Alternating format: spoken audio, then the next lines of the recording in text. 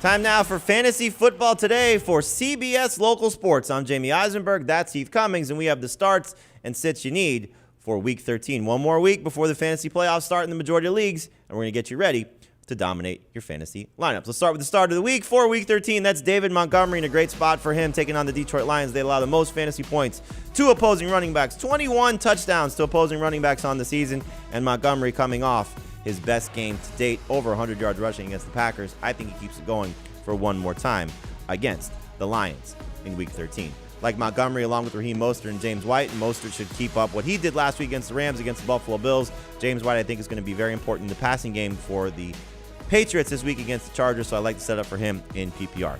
Sit running backs, Heath Cummings, you got Chris Carson, Giovanni Bernard, and Cam Akers. Carson's been a must-start running back when healthy, but you're a little bit concerned. I was very concerned about the fact he only got 10 touches in Week 12 against the Eagles. Too much Carlos Hyde for my liking. Now they face a Giants defense that has only allowed one running back to top 60 rushing yards since Week 5. I would prefer to sit Chris Carson if you can find better options. All right, so hopefully you can sit him, but most people are probably going to start him. Hopefully he does deliver for those of you that are starting Chris Carson this week. We got a Bears theme going on here, so let's look at the starting quarterbacks for Week 13 from you, Heath. You got Ben Roethlisberger, Mitchell Trubisky, and Kirk Cousins.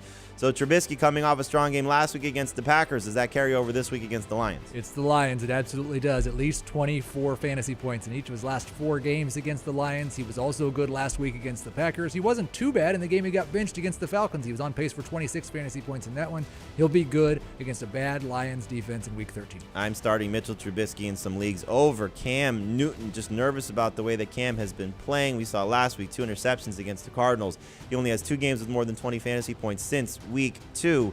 And the Chargers getting healthy on defense with Joey Bosa back last week, but more importantly, Chris Harris back last week. But Bosa was a man possessed, and I think he's going to make things uncomfortable for Cam Newton. If he's not rushing for scores, multiple scores, it's going to be a bad day for Cam Newton. Again, start Mitchell Trubisky over Cam Newton in Week 13 of the 2020 season. Let's move now from quarterbacks to wide receivers, and the starting wide receivers for me, Jarvis Landry, Deebo Samuel, and Brandon Cooks. And Jarvis Landry coming off his best game of the season, finally healthy after dealing with that rib injury, that hip injury. No Odell Beckham.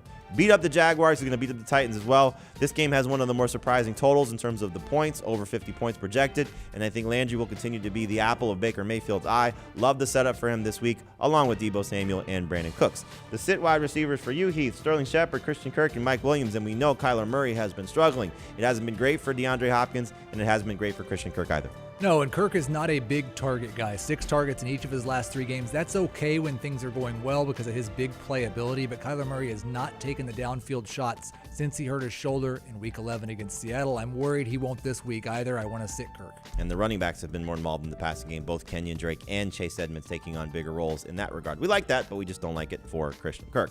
Let's go from the wide receivers to the tight ends, and you're starting Hayden Hurst, Jordan Akins, and Eric Ebron. We know Hayden Hurst has been tough to trust, but you still like him this week against New Orleans. Yeah, at least 7 targets in 4 of his past 5 games. You get past the top 3 or 4 tight ends, and you're just going to have to rely on that volume and trust the touchdowns are going to come eventually. Hopefully they do this week. I like when we tell people this, when we say, go pick up a guy, and then we say sit him the following week. So we're telling you pick up Logan Thomas because he's been really good. 10 or more PPR points in 4 of his last 6 games. He's basically been the number 2 wide receiver, at least the consistent number 2 receiving option, aside from Terry McLaurin for Alex Smith.